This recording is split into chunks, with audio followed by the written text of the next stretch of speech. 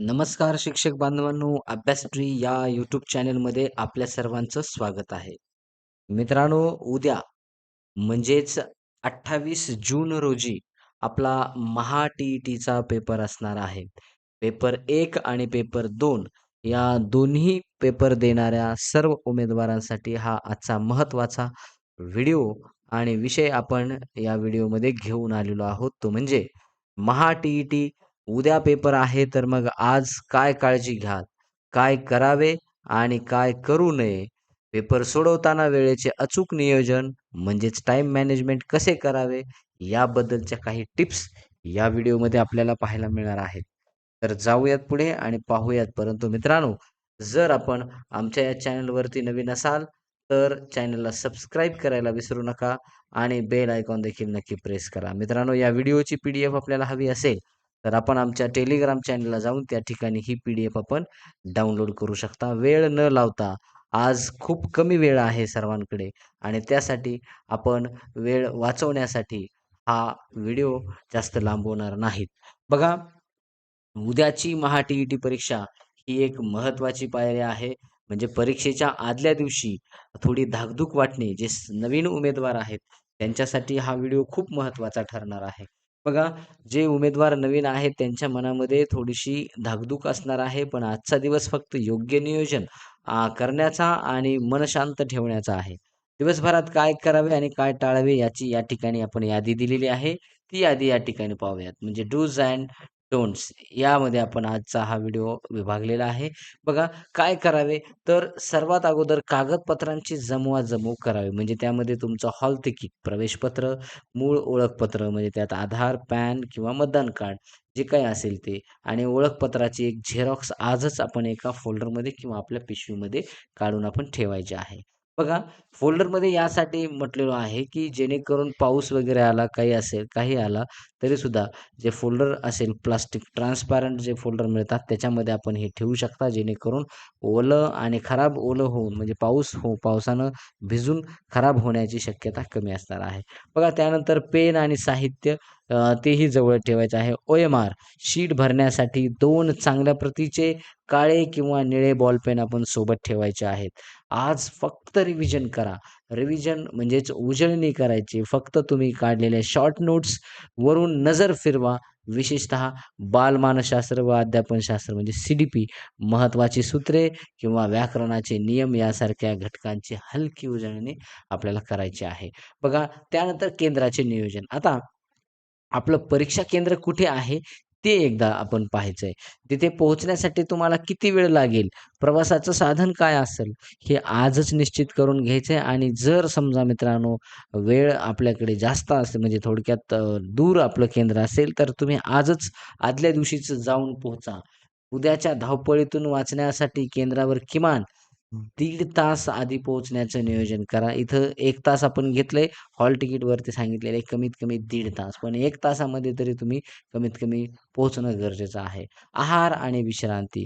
रात्री हलका आणि पचायला सोपा आहार घ्यायचा. मेंदूला फ्रेश ठेवण्यासाठी रात्री किमान 7 ते 8 तासांची झोप आणि शांत झोप घेणं अत्यंत आवश्यक आहे मित्रांनो. तर या सगळ्या गोष्टी आपण करायच्यात. आता काय टाळायचंय हे आपण या ठिकाणी पाहू. काय नाही करायचं. बघा, नवीन विषय आता वाचायला घेऊ नका. आज कोणताही नवीन किंवा कठीण विषय अभ्यासाला घेऊ नका. यामुळे फक्त गोंधळ आणि ताण वाढेल. म्हणजे जे आधी वाचले आहेत त्यावर विश्वास ठेवा. जागरण करू नका मित्रांनो. बघा, जागरण करू नका. रात्री उशिरापर्यंत जागून अभ्यास करण्याची चूक आपण टाळायची आहे. उद्या पेपर सोडवताना एकाग्रता टिकवण्यासाठी आजची झोप खूप महत्त्वाची आहे. इतरांशी तुलनात्मक चर्चा नको. तुझा किती अभ्यास झाला किंवा हा विषय तुला किती कठीण आहे किंवा किती अवघड आहे, याच्यावर चर्चा आपण करणं टाळायचं पूर्णतः. कारण विनाकारण आपण आपल्यामध्ये नर्व्हसनेस येऊ शकतो. आपण विनाकारण थोडक्यात डिप्रेशनमध्ये जाऊ शकतो. समाज माध्यमांचा अतिवापर टाळा. मोबाईल किंवा सोशल मीडियावरील अनावश्यक माहिती किंवा अफवांपासून आज दूर राहायचं आहे. उद्या सकाळी उठल्यावर स्वतःला सांगा, की तुमची तयारी उत्तम झाली आहे आणि तुम्ही हा पेपर अत्यंत आत्मविश्वासाने सोडवणार आहात. बघा, हे आपण डूज अँड डोंट्स हे आपण पाहिलेले आहेत.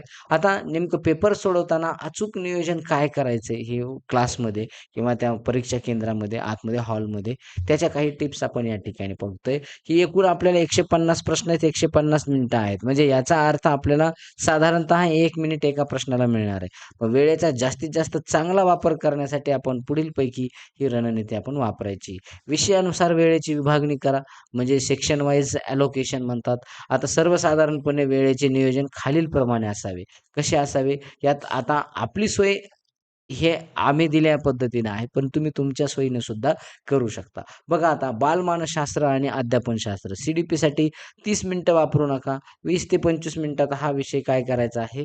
कव्हर करायचा. हा विषय वाचनावर आधारित आणि बऱ्याचदा स्कोरिंग असतो, त्यामुळे इथे वेळ वाचू आपला शकतो. त्यानंतर भाषा 1 आणि भाषा 2 हे दोन्ही मिळून एकत्र 40 नाहीतर 50 मिनिटामध्ये याला कव्हर करून घ्यायचं. यालाही म्हणजे भाषेला एका भाषेला एक 20-20 मिनिटं द्यायची. उतारे किंवा कविता वाचण्यात वेळ जाऊ शकतो. त्यामुळे व्याकरणाचे प्रश्न अगोदर सोडून तुम्ही उतार्याकडे सुद्धा वळू शकता. बघा तुम्हाला जे सोपं जाईल त्या पद्धतीने तुम्ही करा. परिसर अभ्यास आणि सामाजिक शास्त्रे जर समजा आता यामध्ये आपल्याला माहिती आहे, की पेपर 1 आणि पेपर 2. पेपर 1 मध्ये परिसर अभ्यास आहे. पेपर 2 मध्ये सामाजिक शास्त्र आपल्याला पाहायला मिळतात. आता ह्याला 25 ते 30 मिनिटात मिळवाय म्हणजे हे कव्हर करायचं. यामध्ये थेट प्रश्न असतात आणि उत्तरे झटापट म्हणजे झटपट आपण देऊ शकतो. आता गणित आणि विज्ञान यासाठी मात्र म्हणजे एका प्रत्येकी आपल्याला थोडक्यात जास्त वेळ आपल्याला लागतो. त्यासाठी 40 किंवा 45 मिनिटं. आता अर्ध्या तासापेक्षा थोडासा जास्त वेळ आपण याला घ्यायचा. कारण का? तर इथं वेळ आपल्याला जास्त लागणार. कॅल्क्युलेशनसाठी जास्त वेळ लागतो. म्हणून हा विभाग सहसा शेवटी सोडवणे सोयीचे ठरते. आता एकूण 140 मिनिटे आणि शेवटची जी 10 मिनिटे उरलेली आहेत, ती काय करायची, की जे राहिले उरले-सुरलेले जे प्रश्न असतील, त्यांना गोल करण्यासाठी ते काय करायचे आहे, वापरायचे ते 10 मिनिट. काही राहिलंय का? काही चेक का? सही बाकी आहे का? तिथं आपला व्यवस्थित आपण प्रॉपर म्हणजे नंबर वगैरे आपलं सगळं त्याच्यात प्रिंटेड येतंय. परंतु तरीसुद्धा व्यवस्थितरित्या चेक करून घेण्यासाठी शेवटचे 5 ते 10 मिनिटं आपण ठेवायचे. आता पेपर सोडवण्याचे सुवर्ण नियम या ठिकाणी म्हणजे गोल्डन रूल्स या ठिकाणी आपण पाहतोय, की एका प्रश्नावर अडकून राहायचं नाही. आता स्किप स्ट्रॅटेजी म्हणजे काय करायचं? एखाद्या प्रश्नाचे उत्तर आठवत नसेल किंवा गणितामध्ये 1 मिनिटापेक्षा जास्त वेळ लागत असेल, तर तिथेच न रेंगाळता तो प्रश्न सोडून पुढे जायचं आपल्याला. त्यावर खून करून ठेवा फक्त वेळ उरल्यास शेवटी आपल्याला परत येण्यासाठी. OMR शीटचे योग्य नियोजन. सगळे 150 प्रश्न सोडून झाल्यावर एकदम शेवटी OMR शीटवर गोल रंगवायची चूक करू नका. घाईत एक ओळ चुकली तर पुढची सर्व उत्तरे चुकू शकतात. त्याऐवजी प्रत्येक विभाग 30 प्रश्न झाल्यावर, पूर्ण झाल्यावर त्याचे गोल रंगवून घ्यायचे मित्रांनो. सोपे विषय आधी घ्या. जो विषय तुमचा सर्वात पक्का आहे तो आधीच सोडवा. यामुळे आपला आत्मविश्वास वाढू शकतो आणि भरपूर वेळेची बचत देखील होऊ शकते. निगेटिव्ह मार्किंग नाही हे लक्षात घ्या. म्हणून मग महा-टी-ई-टीमध्ये निगेटिव्ह मार्किंग नसते. ही सर्वात जमेची बाजू आहे. त्यामुळे शेवटच्या 5 ते 7 मिनिटात जे सोडवायचे प्रश्न राहिलेले आहेत, त्याची उत्तरे लॉजिक लावून नोंदवा. एकही गोल कोरा सोडू नका मित्रांनो. हे खूप महत्त्वाचं आहे. काहीतरी आपलं लावायचं, जर येत नसेल तर तुक्का लावायचा आणि ते काय करायचं, सोडवायचं. म्हणजे शेवटचे 10 मिनिट पूर्ण पेपर, OMR शीट, तुमचा सेट वगैरे टाकण्यासाठी सगळ्या गोष्टी रंगवण्यासाठी राखून ठेवायचे. तर अशा प्रकारची ही रणनीती आपण या आजच्या व्हिडिओमध्ये पाहिलेली. मित्रांनो, उद्याची परीक्षा तुमच्यासाठी खूप महत्त्वाची आहे. नक्कीच तुम्ही शिक्षक पात्रता परीक्षा पास होणार आहात आणि पुढची येणारी टेट परीक्षा सुद्धा जोमानं अशाच प्रकारे देणार आहात. तुम्हाला परीक्षेसाठी खूप खूप शुभेच्छा मित्रांनो आणि तुम्ही लवकरच शिक्षक होणार आहात यासाठी आमच्या तुम्हाला शुभेच्छा आहेत. धन्यवाद. Thank so much. पुन्हा भेटूयात पुढच्या विषयासाठी. धन्यवाद.